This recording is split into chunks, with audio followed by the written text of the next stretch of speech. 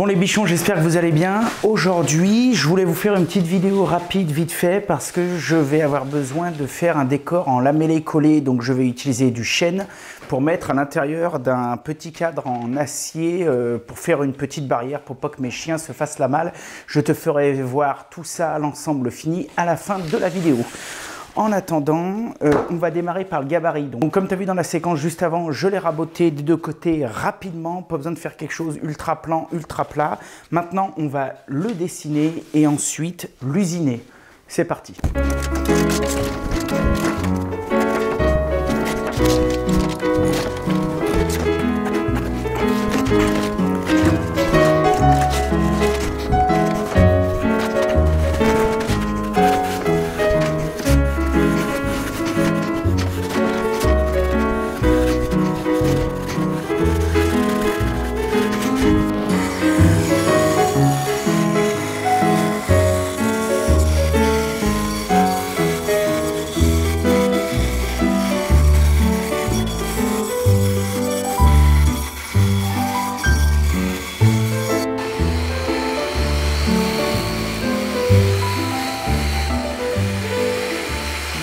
Bon les bichons, j'ai fait une petite modification, c'est-à-dire en fait hors caméra je fais toujours un petit peu des essais pour voir si ça merdouille ou pas, et donc j'avais commencé à déligner des tranches de chêne assez fines que j'avais ensuite passé à la raboteuse au plus fin possible. Pour des raisons de sécurité, la raboteuse ne peut pas prendre très fin pour être sûr et certain que le rouleau touche jamais la table. En fait les bichons, le premier gabarit que j'avais fait c'était celui-ci. Alors il était impeccable, mais comme tu vois il a quand même des rayons de courbure qui sont assez importants, et je pense que si j'avais utilisé du frêne ça n'aurait pas posé de problème parce que le frêne est très souple, mais là j'ai utilisé du chêne et je n'ai pas d'appareil à étuve, donc c'est à dire qu'il existe des appareils comme des boîtes dans lesquelles on range les lamelles de bois et on balance de la vapeur d'eau. Le bois se gorge en vapeur d'eau, donc ça permet d'assouplir les fibres de bois et on peut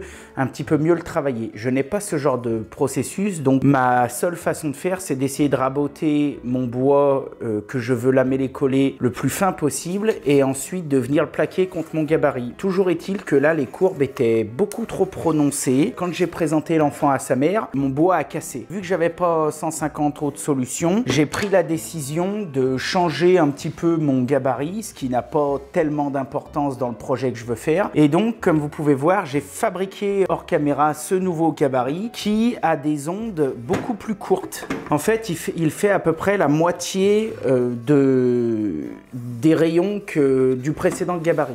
J'ai fait ça, j'ai déligné aussi des petites planchettes de chêne massif avec le banc de scie.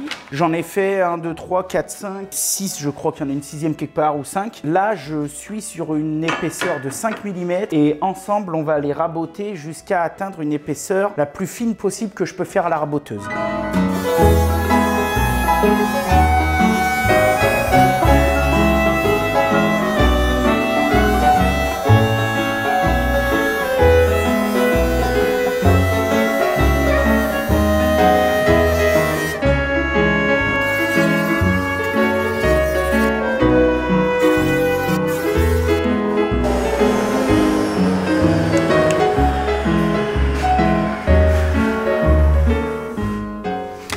Ok, donc là j'ai fini de raboter mes planches, je suis tombé à peu près à, on va dire, 2 mm 8. Bon, je peux pas aller plus bas, c'est déjà une bonne taille de rabotage. J'ai une petite machine qui va pas mal. Peut-être que si j'avais eu une ponceuse calibreuse, j'aurais peut-être pu affiner encore un petit peu. Je ne vais pas les poncer parce que je préfère garder le grain du rabotage pour les étapes de collage. Je pense que ce sera mieux de coller avec ce léger grain de rabotage, surtout que là, elles sont quand même bien ajustées. Je préfère les poncer et les retravailler après mon collage. Alors, on va tout de suite passer au collage et on va croiser les doigts que ça fonctionne. Je fais ça en direct avec vous. C'est parti. Bon les bichons, j'ai tout préparé. Ce que je vais faire, la dernière petite retouche que je vais faire, c'est que je vais désépaissir un petit peu là mon gabarit. Tu vois, je vais le retailler un petit peu de manière à pouvoir, avec mes pinces, tu vois, venir serrer le truc. Et donc je vais enlever un petit peu le surplus de bois, mais grossièrement, rapidement. Allez.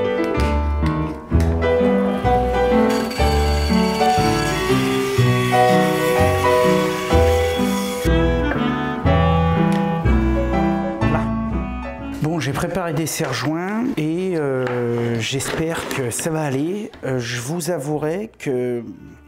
Attends, je baisse un peu ma radio. Je vous avouerai que c'est la première fois que je vais essayer ça. J'ai beaucoup vu ça sur internet tout. Mais c'est la première fois. Donc tu vois, je prends pas trop de risques. Je commence sur un truc cool. Je suis content de partager cette première fois avec vous. Ce que je vais déjà faire, parce que je me suis déjà fait avoir avec un autre collage. Sur mon gabarit, je vais mettre du scotch. Et ça va éviter que la colle de mon assemblage qui va déborder ne vienne me foutre le bazar lors du démoulage, entre parenthèses. Là. Bon, de toute façon, si c'est foiré, bah, je ferai autre chose et puis voilà. Il n'y a pas de raison, mais allez, on y va, on essaye. Allez, go!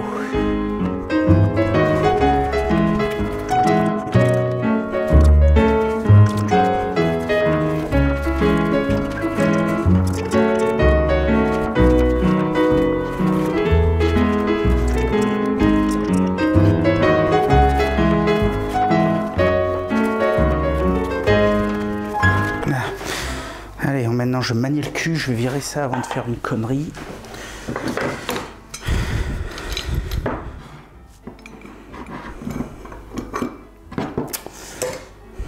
Ah, je sais même plus par quel pran y prendre.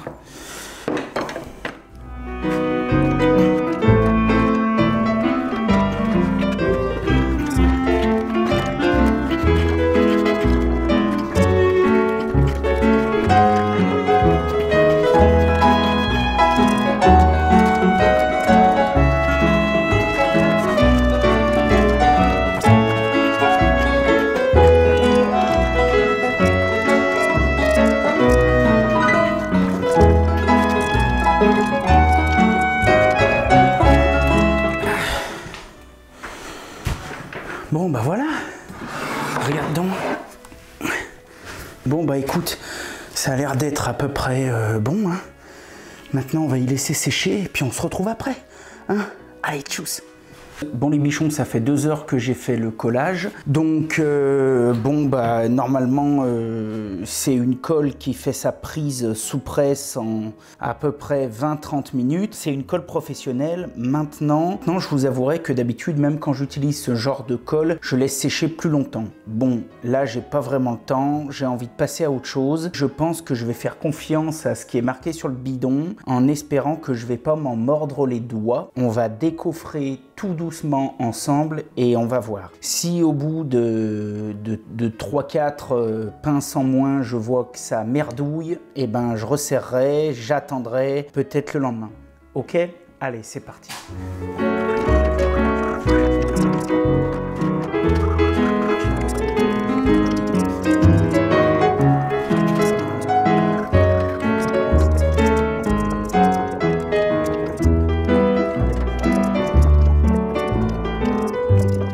Voilà, donc bon, premier démoulage, ça a l'air pas mal. Je vois, comme je vous montre ici, que bon, il y a des endroits, il y a un petit jour, ça n'a pas vraiment pressé.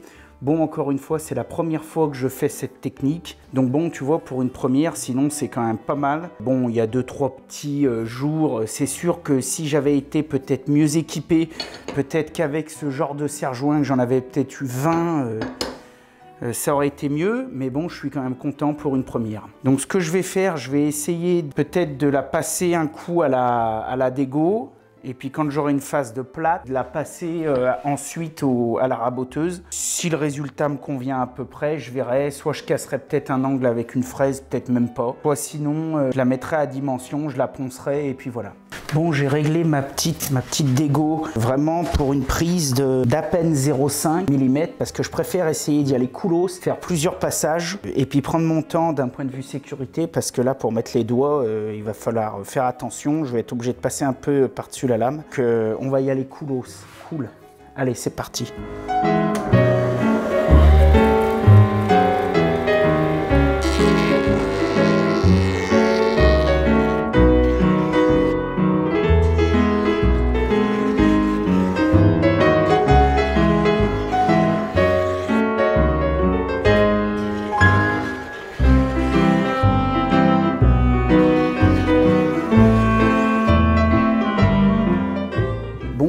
blanchissage s'est pas mal passé, j'ai le résultat que je voulais. Bon, je pense que mes fers d'égo ont besoin d'un affûtage. J'ai le bois qui a tendance un petit peu à sautiller dessus. Pour un premier essai, on est pas mal. Tu vois, comme je te disais, il y a 2-3 endroits, voilà, où on voit que le collage n'est pas parfait. Bon, j'y mettrai un tout petit peu de pâte à bois parce que comme ça, je pense que dans le truc, ça se verra pas trop. Mais c'est vrai que pour le prochain que je ferai, il faudra vraiment que je m'applique à mieux presser mon bois. Maintenant, on va raboter l'autre côté.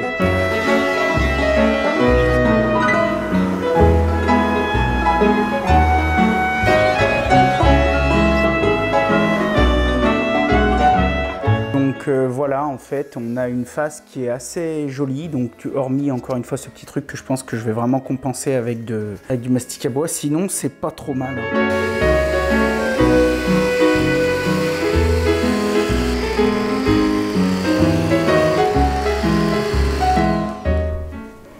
Recouper mon bois à la cote qui m'intéresse. Puis je vais prévoir un petit millimètre de plus pour dire de faire un ajustage si besoin.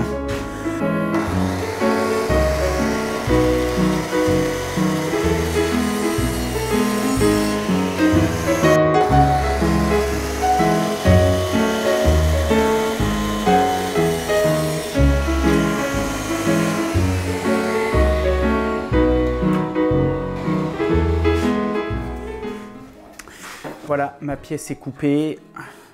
Bon, alors là, je vais mettre un petit peu de pâte à bois, mais tout ce qu'il y a de plus standard. Hein. Je veux pas, normalement, j'ai de l'époxy, de la bicomposant, mais je ne vais pas m'angoisser pendant 2 heures avec ça.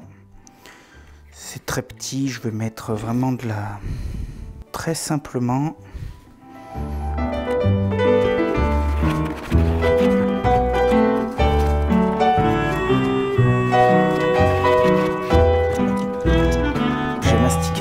Donc tu vois, maintenant il est nickel, il n'y a plus de soucis, il n'y a plus de trous, il n'y a plus de rien, c'est même assez propre, je suis assez content de moi. Je vais laisser sécher ça 1 heure ou 2, je vais remettre un petit coup de ponçage, présente l'enfant à sa mère, 2-3 ajustages, et puis je vous montre une fois fini.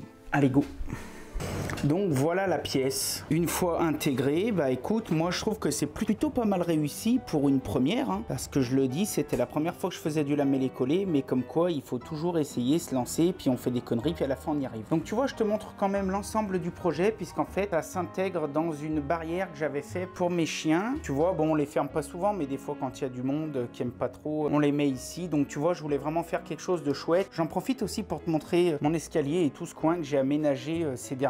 J'ai fabriqué tout un cadre tout en acier, un petit peu rouillé là comme j'aime bien, avec du chêne et puis des croisillons en tige d'acier. Donc tu vois, le portillon il est plutôt pas mal fait parce que j'ai intégré aussi dessus une butée qui me permet que quand je l'ouvre, eh ben, tu vois, ça ne vienne pas taper contre mon radiateur. J'ai fabriqué aussi cette barrière, donc un petit peu design pour ma montée d'escalier, parce que comme tu peux voir, ma montée d'escalier, c'est pareil, elle est assez cool. Donc c'est carrément des poutres coupées, posées sur un gros limon, tu sais, comme j'aime bien les faire, la style Eiffel, avec des effets de faux rivets. Donc ça, c'est pareil, c'est quelque chose quand même d'assez cool. Pour l'instant, on est encore en travaux, donc j'ai pas vitrifié les marches, mais une fois que ce sera fini, je vais tout bien poncer, puis je vais les vitrifier. Et puis j'ai aussi fait tout ce coin là en agencement, avec le petit coin pour les bichons, tu vois. Un truc assez cool, elles peuvent monter, sauter là. Et puis tu vois, je me suis fait 2 tiroirs là, plutôt cool, regarde. T'as vu? Un pour les chaussures, la place est super optimisée. Et l'autre pour une penderie. Puis tu vois, en bas, on fout les affaires de moto, etc. Donc tu vois, c'est pas mal pour un plombier, hein. Quand on veut, on peut. Donc tout ça pour dire, ah t'as vu aussi, je leur ai fait une petite échelle pour qu'elles montent vers leur petite trapounette. Et là, t'as vu, regarde. Hop, ça fait pas de bruit parce que j'ai mis des petits tampons amortisseurs. Et puis le crochet, hop. Voilà, bon bah écoute, tu vois, c'était qu'une petite partie de ce projet que je t'ai montré à travers cette vidéo de lamellé-collé parce que ça m'a pris beaucoup de temps, j'ai fait ça entre Noël et le jour de l'an et tout. C'est vrai que j'ai pas eu trop le temps de filmer, j'ai eu pas mal de galères, je voulais vraiment rester dans le timing parce qu'après on rattaquait le boulot plein pot. Bah comme ça tu vois un petit peu chez moi, t'as vu, ça déchire, ça a de la gueule. Enfin moi ça me plaît, mais tout ça pour dire que tu vois ce petit bout de lamellé-collé, bah il m'a donné du fil à retordre. Mais moi j'ai trouvé ça super intéressant de le refaire et puis surtout que maintenant j'ai appris un petit peu plus et je me couche moins bête. Donc je vais continuer d'apprendre, puis peut-être que la prochaine fois, je ferai un projet un peu plus sérieux en lamellé-collé. En tout cas, moi je vous remercie vraiment d'avoir, comme d'habitude, d'avoir regardé. Si ça vous a plu, si vous avez trouvé ça super cool, et comme d'hab, il y a tous les réseaux sociaux où vous pouvez nous rejoindre. Je vous invite à défoncer les pouces bleus, partager. Vous pouvez vous abonner si ce n'est pas déjà fait. Et moi, je vous dis surtout, soyez créatifs, sortez des sentiers battus. Tu vois, là, j'ai utilisé que des chutes. Des chutes de ferraille, des chutes de bois, et ça m'a pas coûté bien cher, ça m'a pris un peu de temps, mais dès qu'on a un petit peu de l'idée, eh bien on arrive à faire des trucs plutôt cool qui sortent de l'ordinaire et qu'on ne trouve pas dans le commerce. Moi, c'est vraiment ça que j'adore. En tout cas, je vous souhaite tout plein de créativité et faites du bon boulot. À bientôt mes bichons. Yeah!